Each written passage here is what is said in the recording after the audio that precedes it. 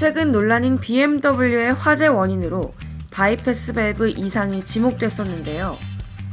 교통뉴스는 KBS와 함께 논란의 BMW 디젤차 2대에 실도로 배출가스 배출량을 측정하는 팸스 장비를 장착해 바이패스 밸브의 EGR 온도, 질소산화물 배출량 등 다양한 테스트를 해봤습니다.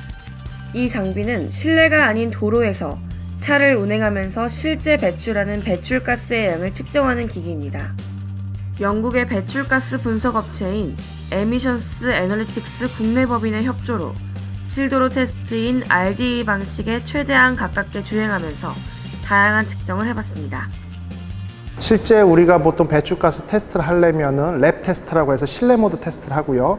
그것들이 우리가 폭스바겐 사태에서 봐온 것처럼 실제 도로 주행하고의 연비나 배출가스의 격차가 너무 크다라고 해서 실도로 주행 RDE 모드라는 테스트를 합니다. 그게 이제 새로 적용이 된 것인데 그 모드를 뛰는데 BMW 사태 같은 경우는 최근에 화재의 원인으로 바이패스가 열렸을 때 고온의 가스가 들어가면서 그 서지 쪽, 흡기 쪽에 다기관에 불이 붙고 천공이 발생한다는 걸 밝혀졌고 BMW에서도 인정을 했거든요. 그렇기 때문에 바이패스가 지속적으로 열려 있으면서 고속도로로 운행을 할 때 흡기 배기관, 흡기 쪽의 온도가 얼마만큼 높이 올라가서 위험한지를 테스트를 통해서 밝히고자 하고요. 그렇다라고 하면 두 번째, 화재 위험성을 예방하기 위해서 바이패스를 닫아주면 된다. 이게 국토부의 의견이고 민간 전문가들의 의견이기 때문에 바이패스 밸브를 완전히 닫아주면 화재 위험성은 제거되지만 그럴 경우에 과연 유로6 기준을 만족시킬 수 있는지, 배출가스가 기준보다 몇 배 더 나와서 그 유로6 기준을 만족시키지 못하고 인증 취소나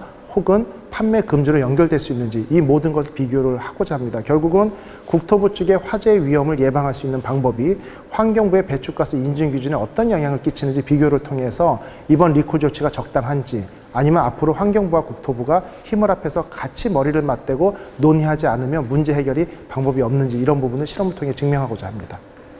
또 한 가지 여쭙자면요. 예. 지금 뒤에 있는 그 BMW 지금 예. 시리즈인데 이 2.0 디젤 엔진, 예. 그 RDE 실도로 주행 테스트에서 유일하게 예. 그 유로6 규정을 만족시켰는데 예. 예. 이번 테스트를 통해서 그런 그 일종의 비결이랄까? 예.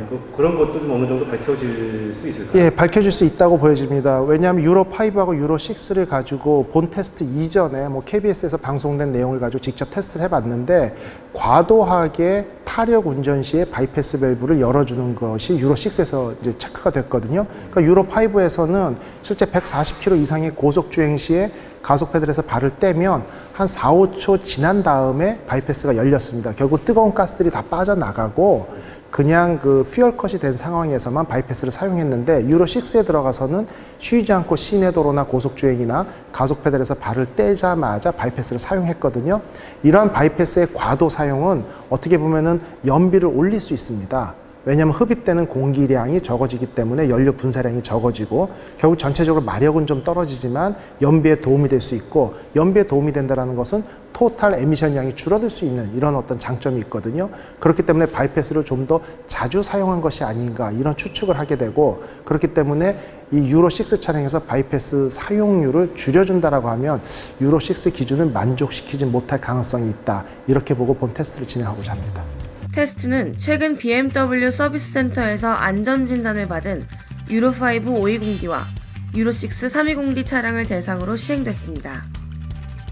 유로6 차량인 320D의 경우 바이패스 밸브가 정상적으로 작동할 때에는 질소산화물이 기준치 이하로 배출됐으나 바이패스 밸브가 닫힌 상태로 주행했을 때에는 연비가 10% 하락하고 질소산화물은 기준치보다 2.6배 더 내뿜었습니다.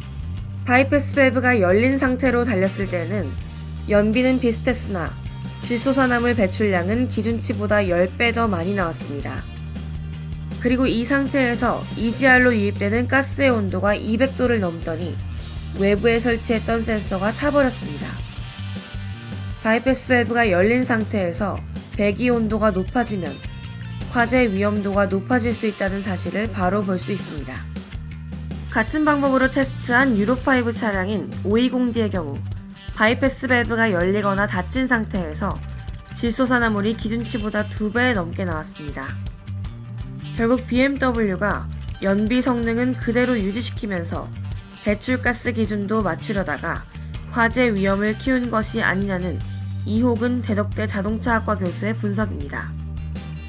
KBS 방송은 현재 리콜이 진행 중인 BMW 코리아의 작업 지침을 입수해 분석한 결과 원인으로 바이패스 플랩 누설을 가장 먼저 언급했다고 전했습니다. 작업 지침서는 마지막에 다시 한번 바이패스 밸브를 여닫는 배선이 손상되지는 않았는지, 밸브는 정상 작동하고 있는지 확인하라고 강조했다는 것입니다. 실제 사례도 있습니다.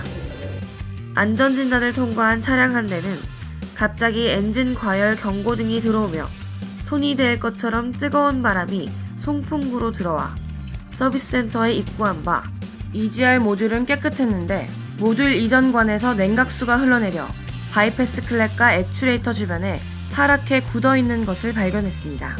냉각수가 새어나와 바이패스 밸브를 여닫는 플랩이 고착돼 문제가 발생할 수 있다는 것입니다. 이는 지난 BMW 코리아 김효준 회장이 기자회견과 공청회에서 밝혔던 EGR 쿨러 불량이 화재 원인의 전부가 아닐 수 있다는 것을 보여줍니다. 아직까지 BMW 코리아는 기존 리콜로 모든 문제를 해결할 수 있다는 입장입니다.